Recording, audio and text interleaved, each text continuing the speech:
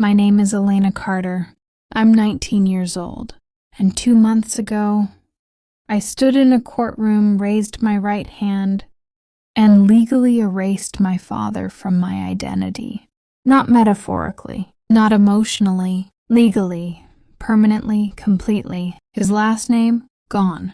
Every document I own changed. Every trace of him in my future, deleted. And when it was over, I sent him one final message.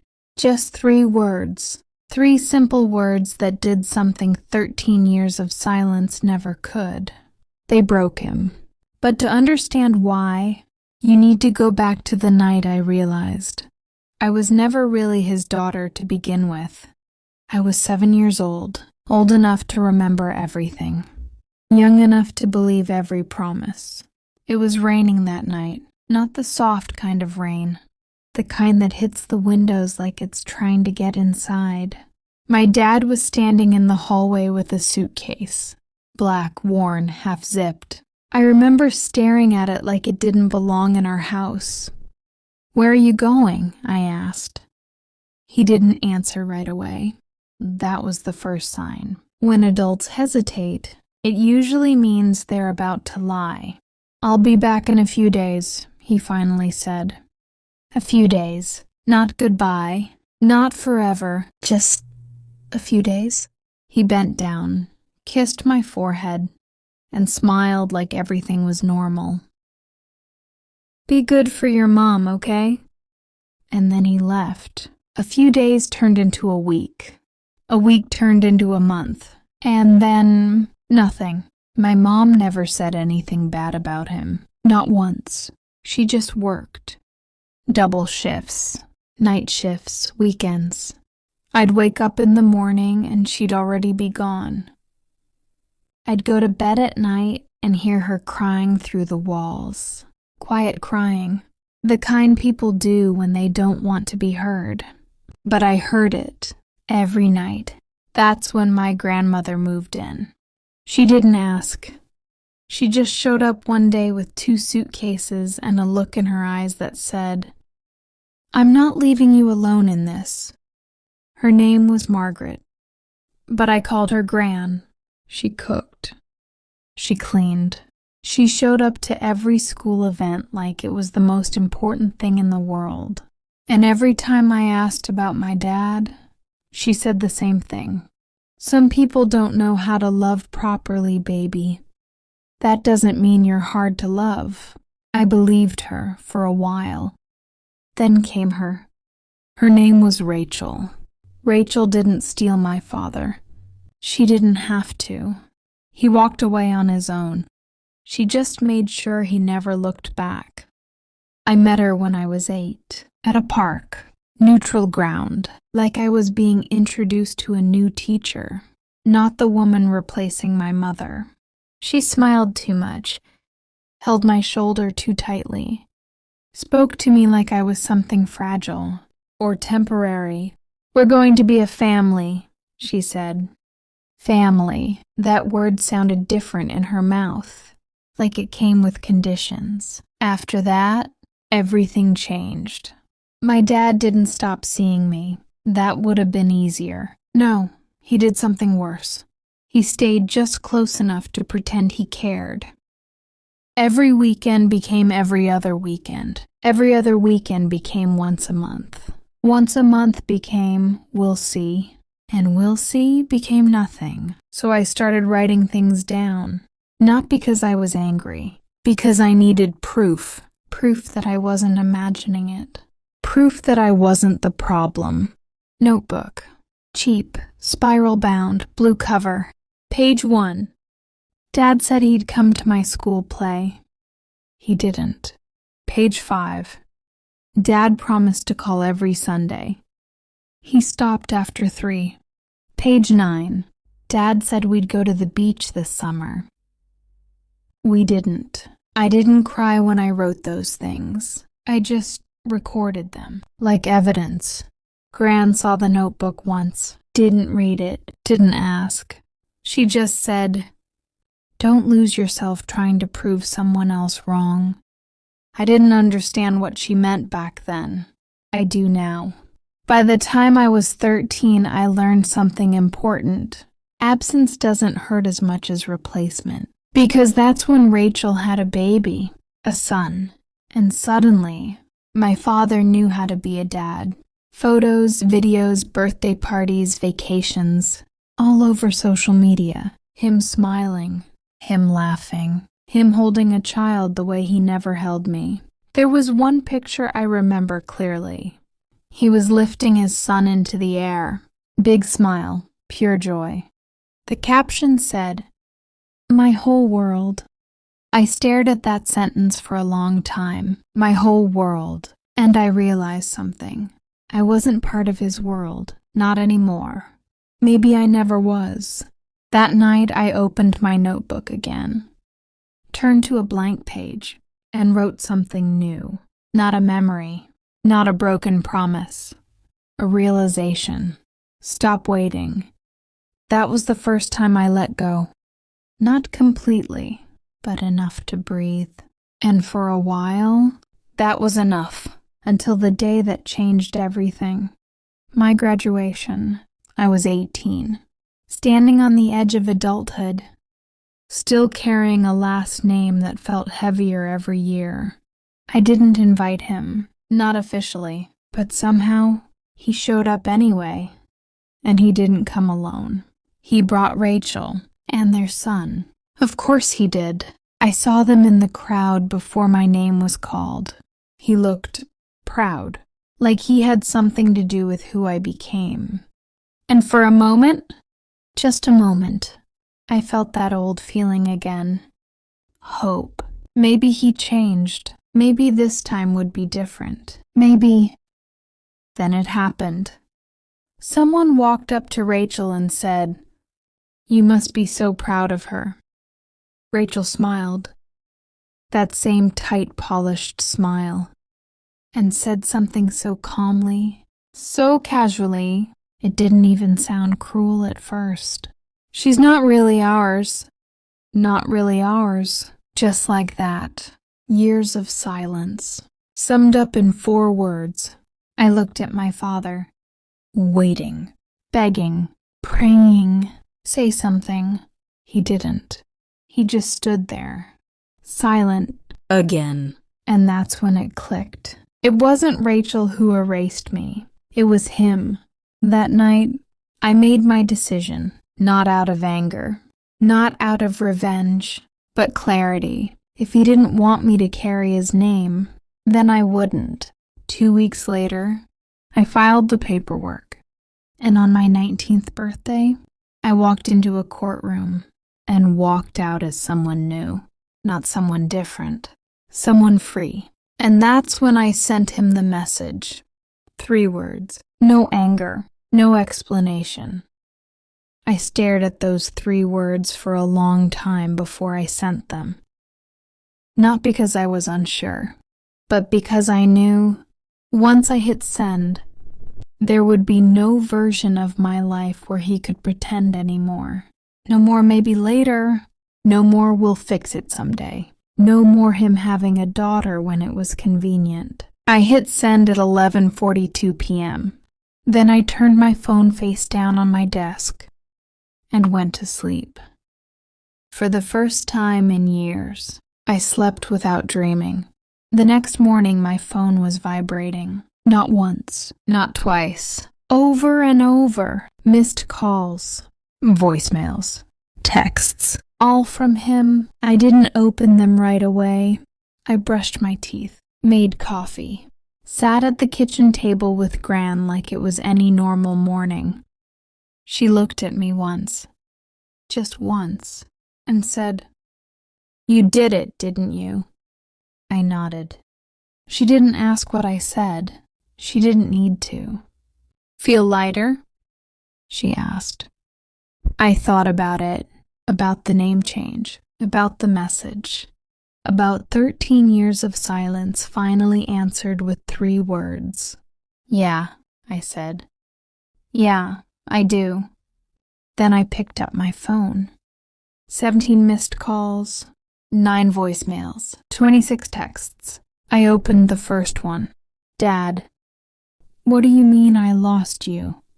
Second message. Dad. Elena, don't do this.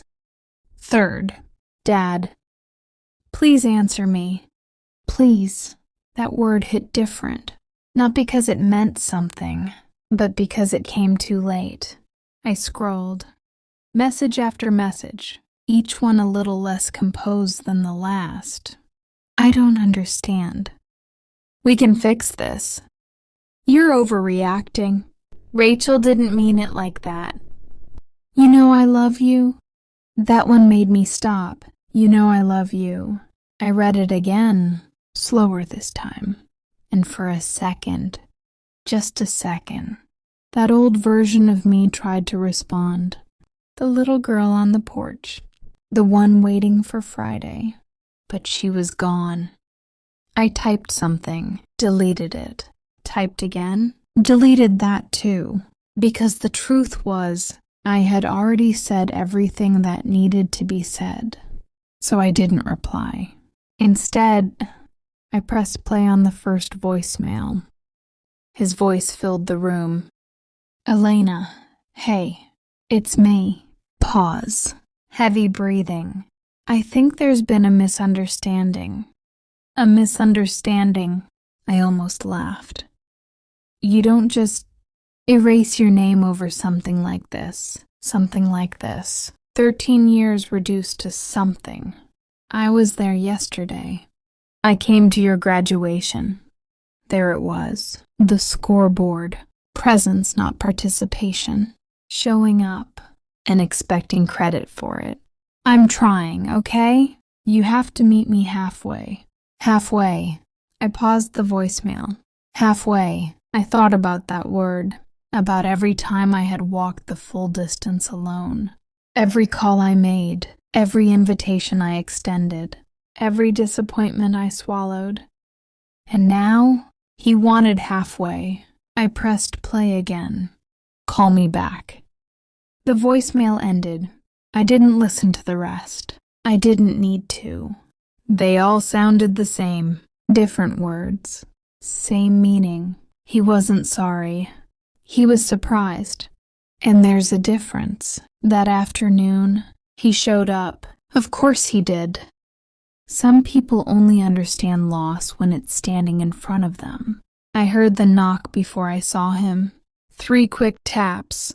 Hesitant, like even he wasn't sure he belonged there. Gran looked at me from the living room. Didn't say a word. I stood up. Walked to the door.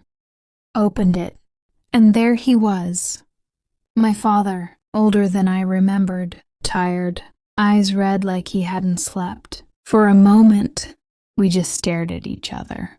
You changed your name, he said. Not how are you. Not I'm sorry.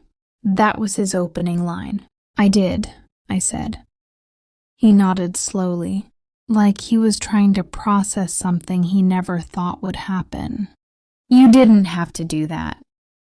I let out a small breath, not a laugh, not anger, just disbelief. I did, I repeated. Silence. You're still my daughter, he said. There it was, the claim, without the responsibility. I looked at him, really looked at him. And for the first time in my life, I didn't see a father. I saw a man who made choices, over and over again. No, I said quietly, I'm not. That hit him. I saw it, the way his shoulders dropped, the way his jaw tightened. You don't mean that. I do. Elena, don't, I cut in. He stopped, and I realized something in that moment. I wasn't scared of him anymore. Not his silence, not his absence, not his disappointment, nothing. You don't get to decide that now, I said. You had years to decide what I was to you. I was there. No, I said. You visited. Silence again. He looked away this time. I paid for everything you needed. There it was, the money, Always the money. I nodded slowly. You paid, I said. But you were never there. That's not fair. Fair. I almost smiled. Neither was being forgotten on my birthday, I said. Or not having a seat at your table. Or hearing your wife say I wasn't yours. While you stood there and said nothing, each sentence landed, one by one. I didn't know what to say, he muttered.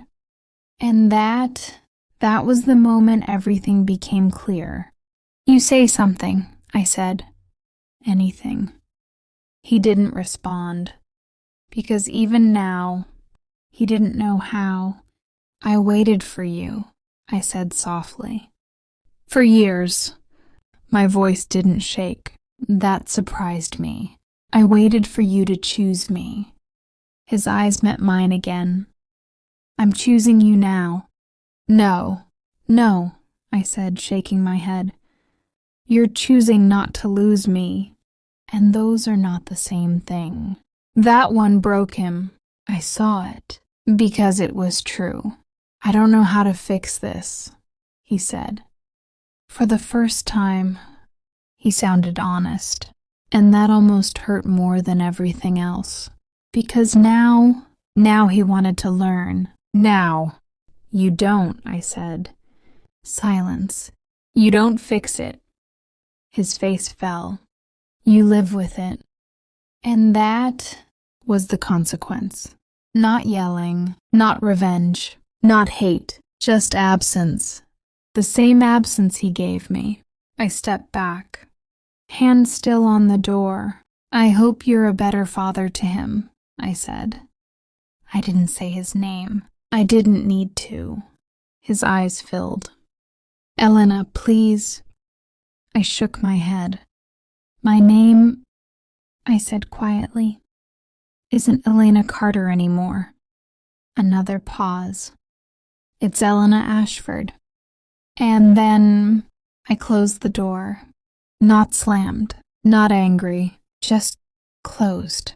And that was it. No dramatic ending. No final argument. Just a door. And a line that would never be crossed again. That night I sat on the porch with Gran. Same chair. Same quiet. You okay? She asked. I thought about it. Really thought. The anger. The sadness. The years. And then I said, yeah. Because for the first time in my life, I wasn't waiting for someone to choose me. I already had. After I closed the door, I didn't run to my room. I didn't cry. I didn't second-guess myself. I just stood there, hand still resting against the wood, feeling the quiet settle in. It was strange, not heavy, not empty, just still, like a storm that had finally passed after years of warning. Behind me, I heard Gran's chair creak as she stood up. She didn't rush over, didn't ask questions. She just said, "Tea's getting cold, baby." And I smiled. Because that's what healing looks like sometimes. Not big dramatic moments, not breakdowns. Just someone reminding you life is still moving.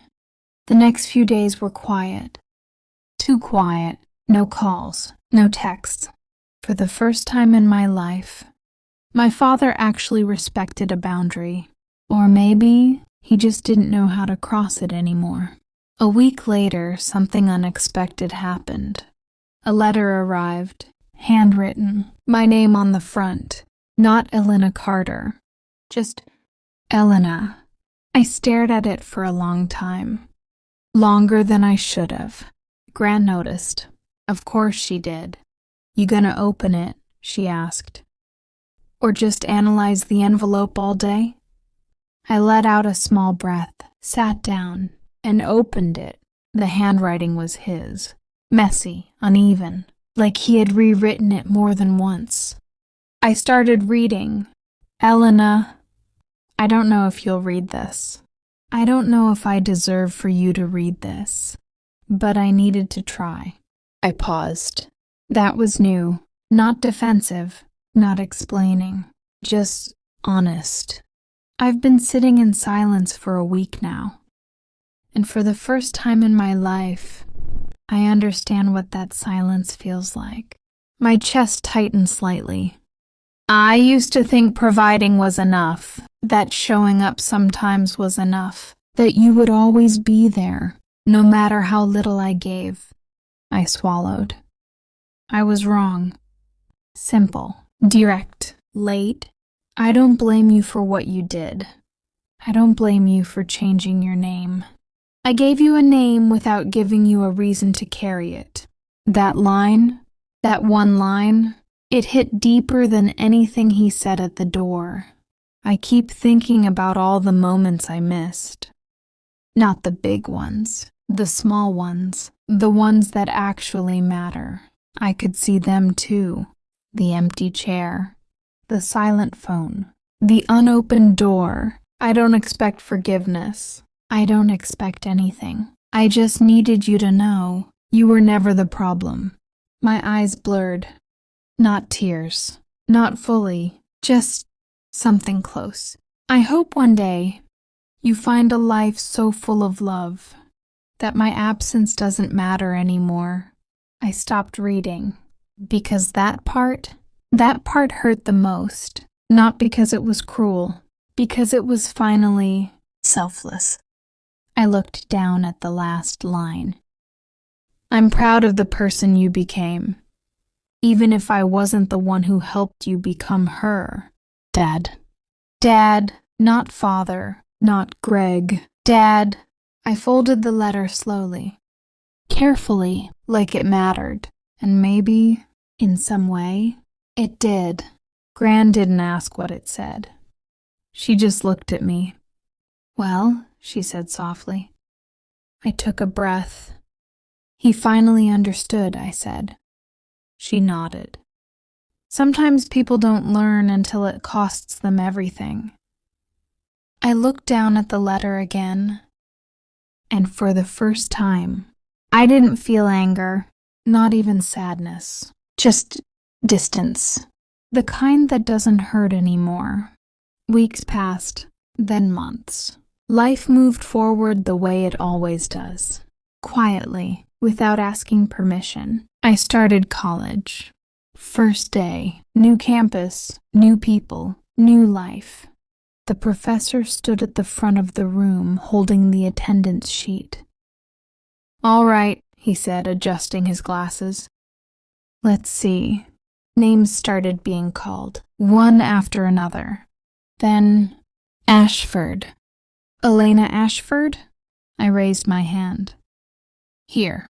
Just one word, but it felt different. Not heavy, not borrowed.